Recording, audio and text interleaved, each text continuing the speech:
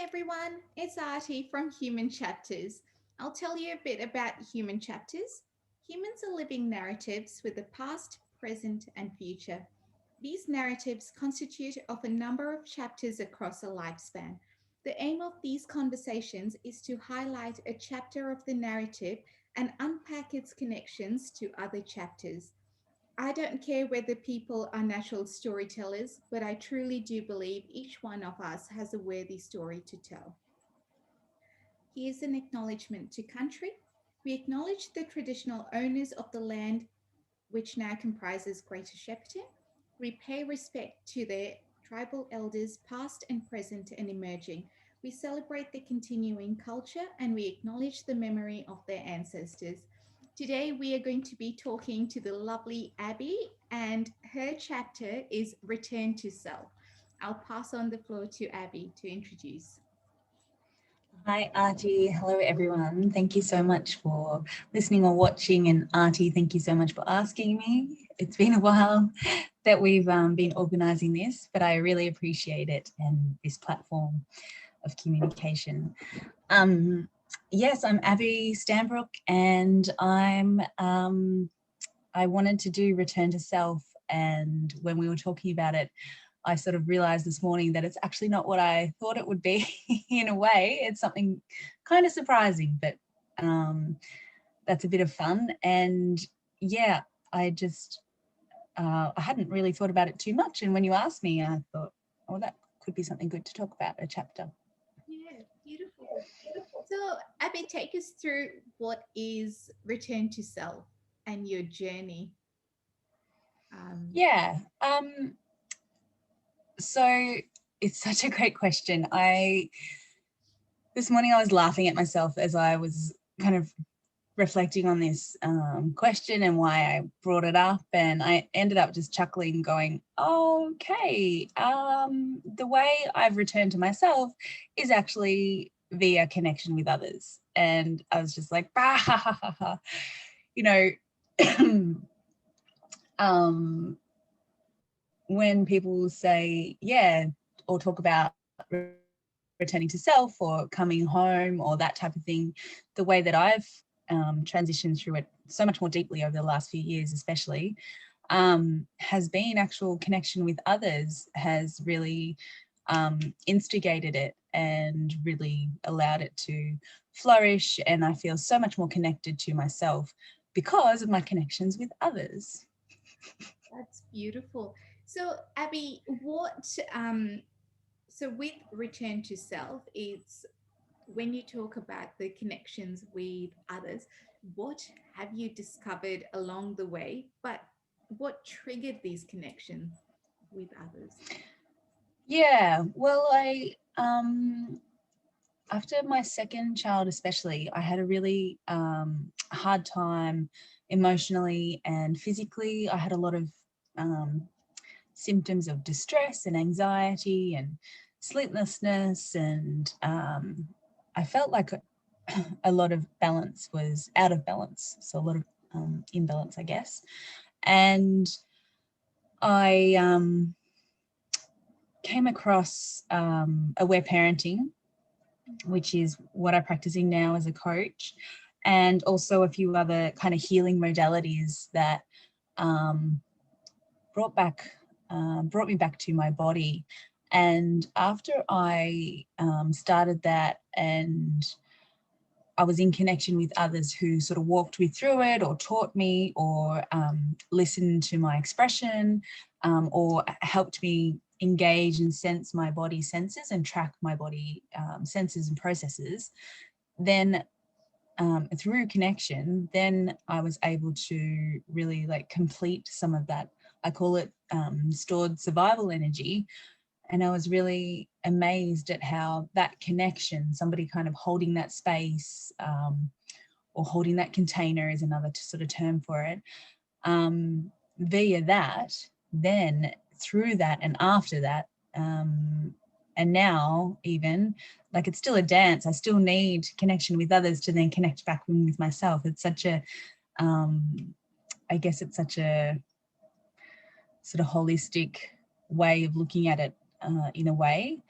So that's kind of what brought me to what I'm doing now. And I'm doing aware parenting coaching, and I'm also doing other coaching like life coaching, so not just parenting, and I'm just loving it. And one of my top values for life is learning, and like I'm forever taking courses and doing like loads of new things, or adding in different layers, or I still continue my therapy to this day, and I learn all about that, and I might even study it myself.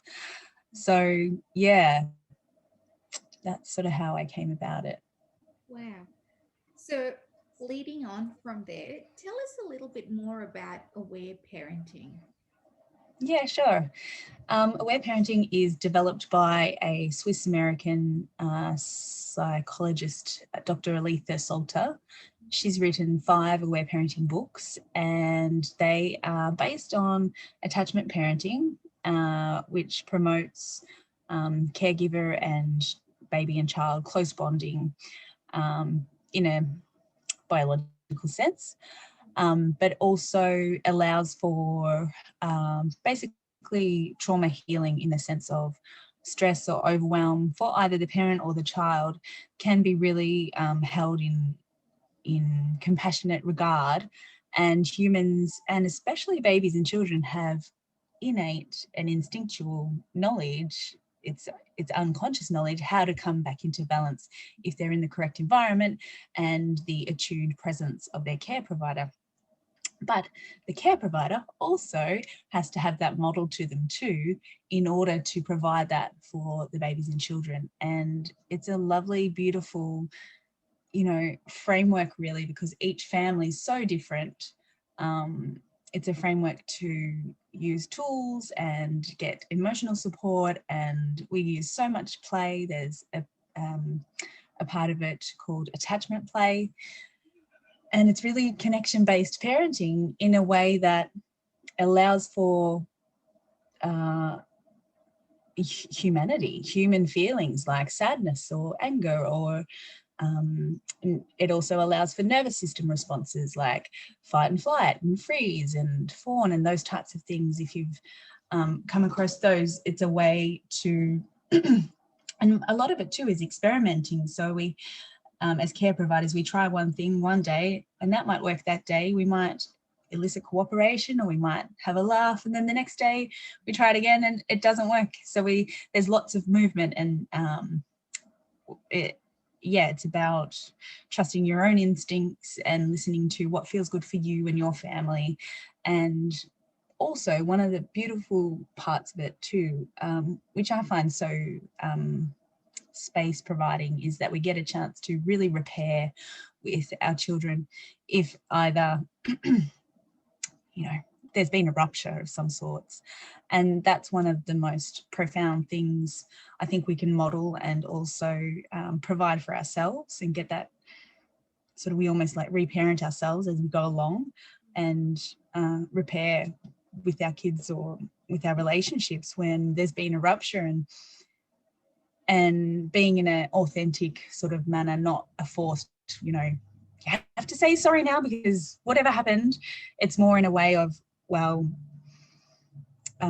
it might not even be the words verbally, I'm sorry. It might be the next moments you're running around rough and tumbling, having a laugh, and you're repairing in an energetic way. Or so it's not all just about language, but language is also a big part, which you and I love language. So there's a whole load to it, but it's really connection-based parenting. That's awesome. And I'll backtrack a little bit. The second question, only answer if it's comfortable for you, Abby. You mentioned distress after having your second child. What Yeah. led you to that distress? Yeah, that's a great question. I ended up having some birth trauma.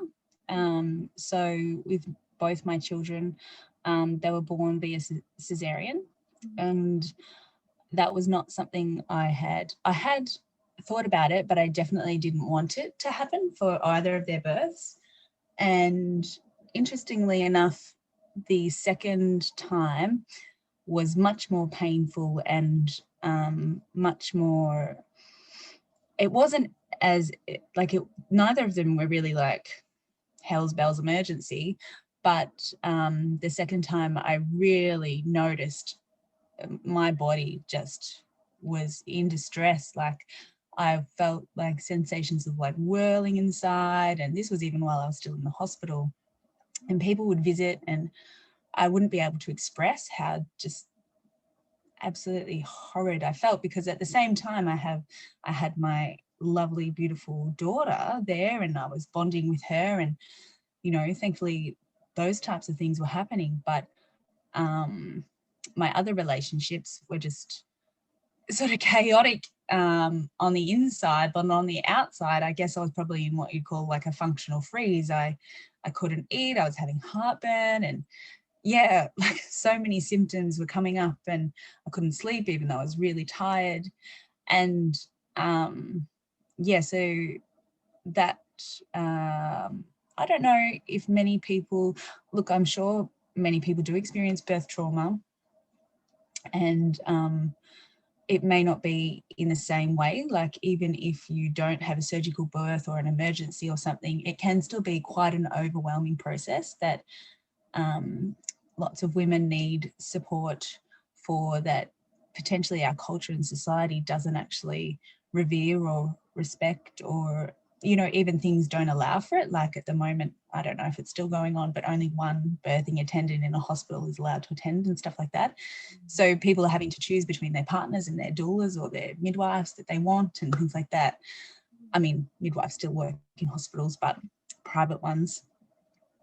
So it's a really important issue, because that then affects the care providers, like the whole family system, because even if just the mother herself has that trauma on board, it will ripple out to the whole family. So other siblings, the baby, the partner, the rest of the extended family, and it's a huge kind of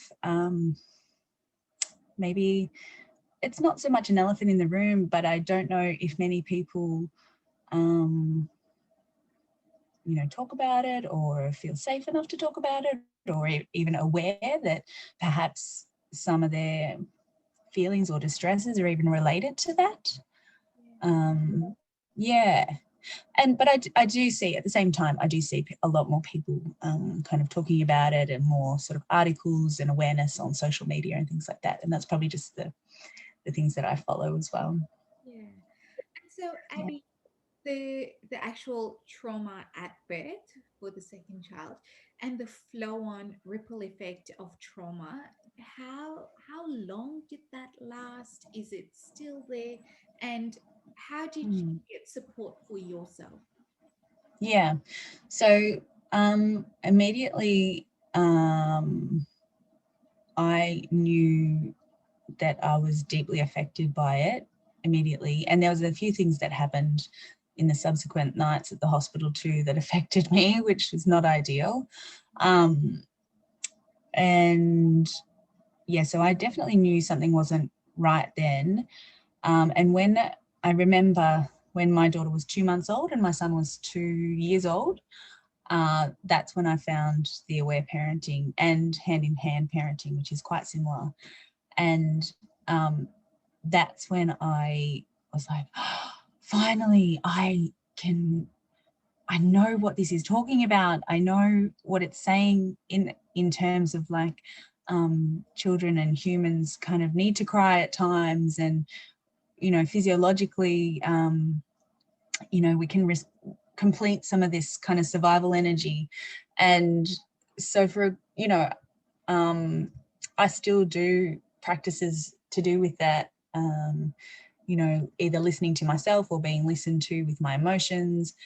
And I also sourced somatic experiencing, which is a body-based healing modality, which I've chatted about before.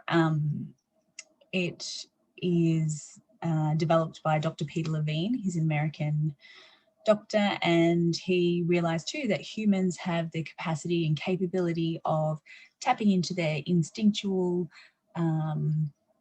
instinctual ways, body ways to complete survival energy, just like wild animals do. So animals, may shake or tremor or might yawn or do other physiological processes so that after an activation, they can then shake off or complete some of that energy that was mobilized in their body to then go about their life untraumatized. And away they go. And because they've come from that, I'm talking about the wild animals, because they have had that process done, then their children know how to do that process. And so, they stay wild and they don't end up traumatized, and they can survive. They can still be on alert, but not on hypervigilance. They can look after themselves, but not always be scared that there's a predator around, but they keep track of it, but they're not in the over activation usually. Yeah. So with survival energy, explain that a little bit. Yeah, sure. So as a human, or even animals, a stimulus comes in, and so it might be a threat or a perceived threat. So we're always scanning our environment unconsciously, using our senses, or whatever senses we have. And if there's a threat an actual threat or a perceived threat, then our body mobilizes our sympathetic nervous system. So that's mainly our fight and flight nervous system response. And I tend to call it sympathetic activation. So our heart rate goes up, our blood flow goes to our limbs, we get less blood flow in our gut because we may need to run or we may need to fight. We become much more alert. So, we're actually like taking more in. Our pupils, what do? I'm pretty sure they constrict. And our focus gets more narrowed because we may need to escape or we may need to fight in this perceived or actual threat. So that energy gets mobilized within the body unconsciously, and that's our beautiful polyvagal nervous system part of. And then if we've scanned and we've detected, that threat has either gone, or we've walked out of the way, or the perceived threat has left, or actually your initial response wasn't correct. It's not a perceived threat anymore. It's safe. We're doing all these scans all the time. Then our body may need to discharge some of that energy that was mobilized.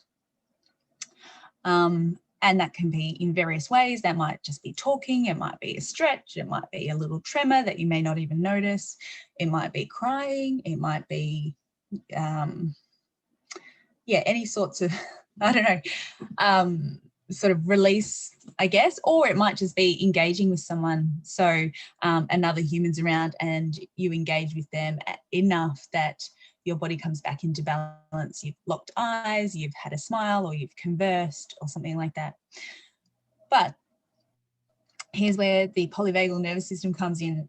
So if it's a threat that feels so dangerous or is so dangerous and fast, then what happens is our sympathetic nervous system activates so high that then our parasympathetic nervous system, which is the brakes of our system, so our freeze type response, will come on, because it may be that this is such a dangerous thing.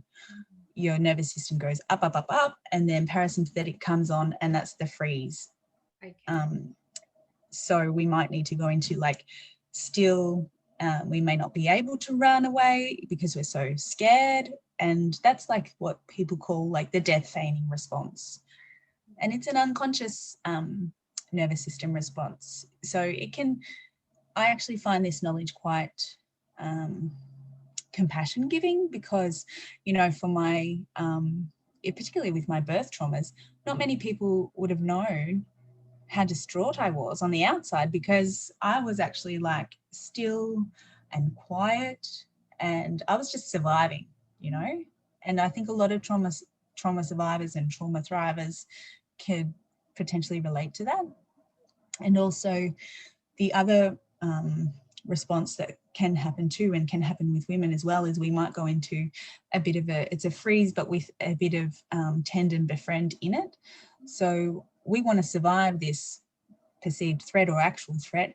So we might actually start being really nice to this potentially threatening person, or and so like I remember back and I was like chatting away with midwives, asking them all about their family, and I was just really like, it was bizarre because I was really it makes sense now. Like I was in Tend and Befriend. I was like, oh shit, unconsciously I was like, oh crap, I don't know what's going to happen. I'm really scared. And just hooking on to whoever else that was there, but I was being overly nice and I wasn't sort of, coming back into myself. They're kind of the nervous system responses that the other part I'll say too about the freeze response and Tend and Befriend. Remember how when I said that there's when that stimulus comes in, the sympathetic activation does mobilize, that energy mobilizes in your body, even if you go into freeze. So when you're coming out of freeze, that energy in the body is still there and it needs to complete as well. So that's where you might, like sometimes you might even have the urge to like pretend to run, or, how kids, sometimes they're just like, gotta run, and they're just their legs, they're just, that sort of activation of the flight response, or, the fight response. You might feel anger if something reminds you of it, and that's the fight response, sort of wanting to complete that energy. And we can do that in various ways that aren't, violent, or, we also want to be kind to our systems, because we don't want to overwhelm our systems by, doing heaps of action, when maybe we just need to take the pressure off the systems just bit by bit, and they call that titration, so that we don't overwhelm our systems even more and put more cortisol in our systems, or go into like rebound effects and things like that. So, Abby, my next question is, having this knowledge now, and say your sympathetic system is heightened, how are your interactions different with people? It doesn't matter what age, but how do you acknowledge what's going on in your body? Well, you've hit the nail on the head, Archie, because I do acknowledge it. Tracking and sensing is one of the main things I can do, because and now that I know what this trembling might be, or what my voice might be shaking, or why I feel like often I can feel my heart rate rise, or I feel a warm flush to my face, or I want to retreat, or any type of fight and flight response. If I've just become really good at tracking my system, and once I am aware of it, then I can say, well, I can actually, is this my body kind of thinking there's a threat, or is there an actual threat? And then I can, go down those pathways. And if it's just my body sort of, there's not an actual threat, and I need to kind of keep grounded, then I do my grounding and orienting exercises that I do through somatic experiencing. So what might feel safe for me, somebody else will go, oh no, that doesn't feel safe for me. But what I do is I tend to feel like my body in space and time. I feel, if I'm sitting down, I feel the chair beneath me. I look around, because that engages the craniofacial nerves, and also the visual system is a great way for us to orient to our surroundings if it's safe, and using the external to provide a sense of internal safety. Or I might use it in the sense of like a child, like it depends on my capacity and how far out of my sort of window of tolerance I might be, but I might play with it, and I might, like if I'm with my children, I might sort of play with the energy I've got, but in a playful manner, and so that they know I'm playing, but I can also kind of use up some of that energy, and so that we can connect together and come back to balance together. Thank you for explaining that so beautifully, Abby, because it can be. Thanks for sticking with me. No, I was just thinking it can be quite an abstract concept to try to grasp, but yeah, again, explaining it in a sense of application to real life scenarios, that's, yeah, always, I don't know, provides a bit more sort of relatability, kind of Yeah. thing. So, no, thank you for that. Um, Mm. Now, I'm just thinking back to one of the questions I had earlier. The theme on connection has been so strong for you. When you do connect with others, what do you deeply resonate with within those connections? And Mm. what is and in that question, it's a two-part question. What do you resonate with now? But what has your growth in those connections been, connecting it again, connecting it Mm. to what your learning has been since aware parenting, since the life coaching? Yeah. Yeah. I think I've got much more awareness of how, and this comes under coaching as well, in terms of all of us have access to our wonderful instincts and our wonderful, unique decision making and paths. And I actually, from my point of view, don't like to give much advice because I believe that people can come to their own decisions about certain things. And sure, like we can talk about attachment play advice or what could you do, but one of the most profound things I find now is, and I'm sure it's happened along my lifetime, but now I'm just much more aware of it and I purposefully do it, is kind of like detached listening. And it's not that I don't care, that's not what the detached part is. The detachment part on my end is that as somebody's expressing to me or talking about either their challenge or their issue, or I actually hold the energy of, I know you're going to get through this. I know that you're good in terms of goodness is innate in everybody as well. And I know that whoever you're talking about is good too, be it your child, be it your relationship, your partner or your family. I know they're good too, and everybody's doing their best, including you. And I can listen to you for this moment, hearing what you have to say for this moment. And I don't necessarily have to jump into your story. I can listen to it with respect and compassion and non-judgment. And if I listen deeply to somebody like that, they will be able to, usually they'll be able to sense that if we're in rapport and things like that. And then, the next breath or the next sentence or the next day, they'll come up with their own way of moving forward from their own desires and their own path. And it might be something completely different to what I would have suggested or given advice to, but that's fantastic. That's that person's, personality and soul path and, their life, that, they're giving life force for themselves. But in terms of that connection can happen as a way to open those gates for them. Yeah. Man. Hmm. I don't know if that answered your question. Um, it somewhat did. I like the term detached listening, and I loved it when you said goodness is innate. Yeah. Yeah. Yeah. Yeah. I love that for our aware parenting sort of stuff too, because a lot of our cultural terms are, good girl, good boy.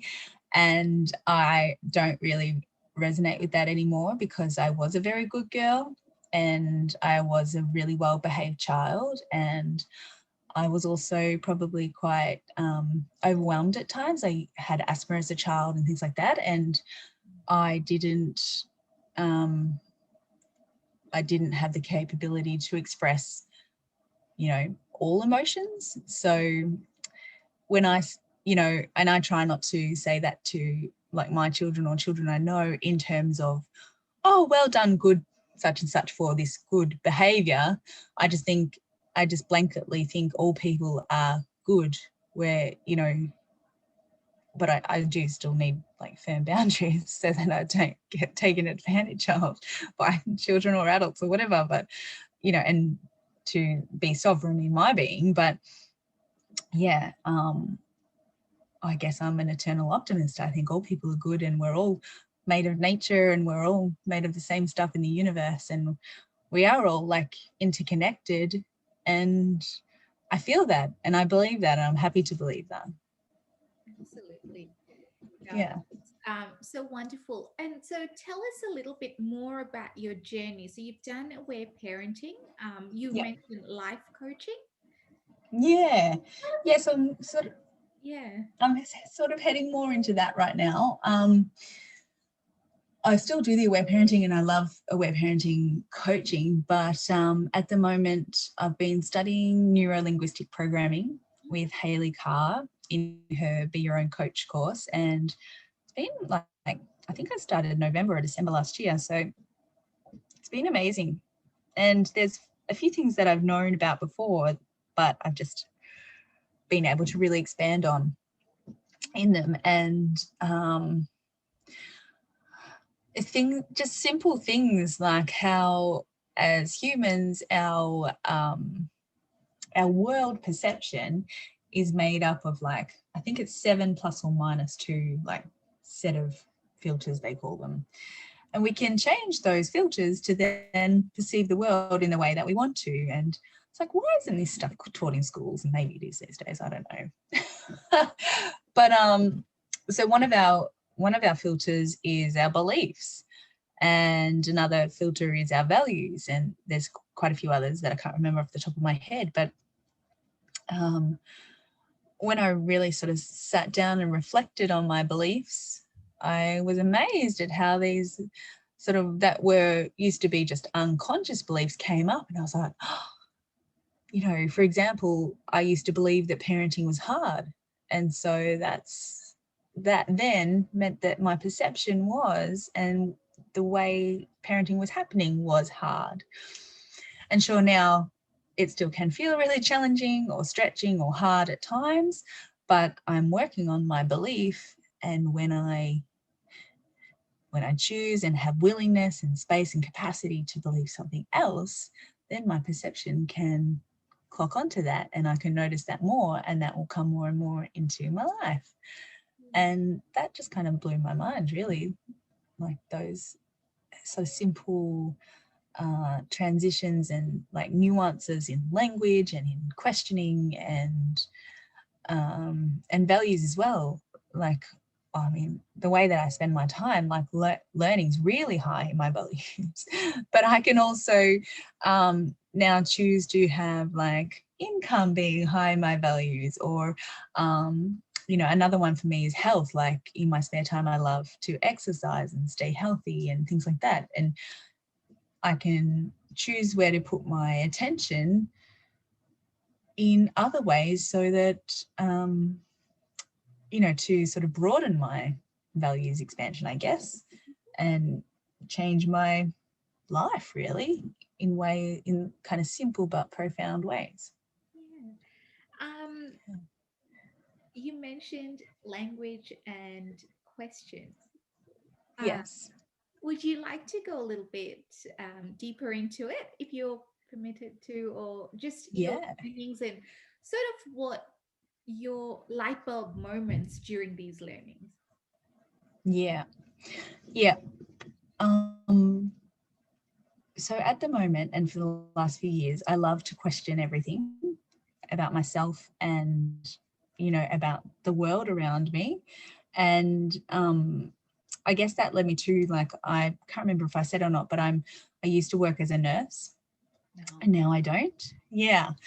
And I actually haven't re-registered as well, for lots of reasons.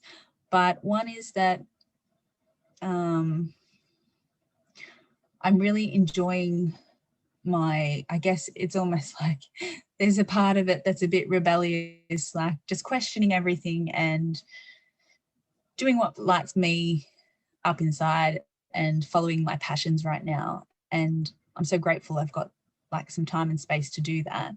And I don't feel like I could do that within a nursing framework right now, but I still use like the medical, the physical, the nursing knowledge that I gained over so many years of practicing. To this day, I still use that experience.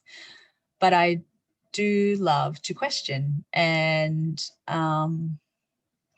I love being wrong. I love being challenged. I love, opposing views, because we all have such unique psyches and makeups, that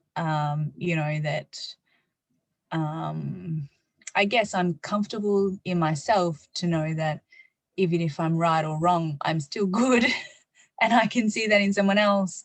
Yeah. And also, I'm not so big anymore on being right or wrong, because there can be both. There can be both right and wrong. And my life doesn't really revolve around kind of that sort of thinking anymore. It more revolves around connection and joy and authenticity and, yeah, other lovely things. Absolutely. Oh, that's wonderful. Um, I suppose we wrap up questions first. Have I, Mm. are there any points within your notes that I haven't asked you a Um, question for, or something you've wanted to say? um, oh, yeah. I did want to say, it was interesting when we were chatting and I said, oh, return to self. And then I sort of thought about it, because I believe we're sort of currently fed this idea that self-care means to look after yourself by yourself. Like, go and take some self-care time. For a mum, especially with young kids, a lot of the time it's inferred to take time away from your children or in isolation to do self-care. And, for me, I actually need connection with others in order to find myself. And so, and this might not be the case for everyone, but so I believe self-care actually happens in community and in connection. And sure, you might need downtime by yourself, time to just stare at the wall, time to just lay down, or whatever you practice you do, breathing, or, whatever it might happen to be. But that was a point that I'd written that I was feeling really strongly about, that sometimes self-care is company or connection, or just even other beings. Like we're actual, human animals who biologically we've grown up in tribes and things. So that company of others, even if we're not conversing or doing things together, like even if you're in the presence of somebody else, can actually be a lovely way to connect, even though you're not consciously connecting. Yeah. And actually, that was going to be one of my wrap-up questions. Was at the beginning you said you had a different concept of what return to self was going to be, and today you have a different concept, which is connection and sort of community. What was your initial return to self thinking?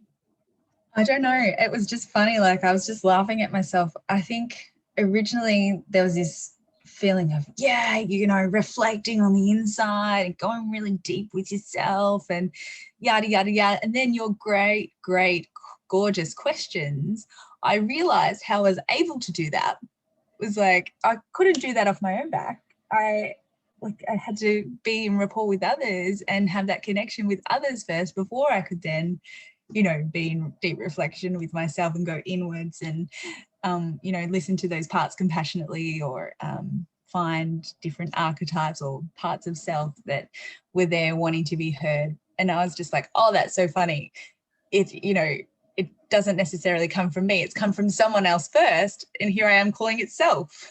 That is such an incredible realization, and I Yeah. love how you put self care not by yourself but through Yeah. others, and whether that's being a part of others or just being surrounded by others. Mm, So, yeah, that's a different perception of self care. Thank you for sharing that. yeah. Oh, you're welcome. Thank you. And look, like, by all means, you know, if the self-care is working for you, when you're taking time out by yourself, I still do really honor that, because I need it myself as well. My Um, son but too. yeah, that's right. Yeah. And Abby, tell us. So you're doing aware parenting. You're in the process of doing life coaching, and I know you have a podcast. What else? Tell us a bit about your podcast and what else is in store for you. Yes, yay. Thank you, Artie. My podcast is the Wise Body Poddy. You can either search that or search my name, Abbey Stanbrook, through all the various podcast platforms. And that is about the wisdom of our bodies and how our bodies will find their own way to become balanced when given the right environment and the right connection, or I don't mean right, but attuned rather. And I talk a bit about aware parenting in that, or somatic experiencing, or just various other sorts of topics. And I interview some wonderful guests as well. And I have my Soul Gifts collab workshop. That's an in-person and online workshop coming up. That's the online part is starting on the 27th of this month, so in a week from now. But that is, I really am wanting to provide some great tools for expanding your soul gifts, which means things that you love doing, things that light you up inside. It might be your actual, you know, job of employment that you love and you're wanting to expand on that, or it might be your favorite pastime, like you're passionate about drawing or painting or art or poems, or expressing yourself, and how we can, it's quite similar to what we're talking about today. I really want to provide connection with each other and collaboration, to then, you know, from connection with others, to then go into ourselves, to then have that dance of connect and reflect. And so I'm super excited about that. We're going to be doing in some anchoring processes, which is a term for creating our own stimuli, in terms of like resource anchors and, you know, various songs or essential oils and things like that, to really, you know, basically train ourselves in a way that we want to be trained, and also potentially collapsing other anchors that are a bit more of the triggering side. And also the in-person workshop is here in Shepparton on the 24th of July. And that's going to be a half-day retreat where we put all that together and we have some fun. We're going to be doing some fun games and a few bits and pieces, eating delicious food on that day as well. That sounds absolutely amazing. And Yeah. I look forward to the in person workshop, Abby. Um, Yes. yeah, it's been such a pleasure. Yeah, listening to you about your journey and just how it's woven through a few years of your life, which is, Mm. yeah, fantastic. Yeah, thank you, Artie. I feel really connected with you right now. Thank you so much for listening. You you are very welcome. And I wanted to ask, with the final wrap up question, what would you like people to Yep. take away from this conversation? Mm-hmm. Uh,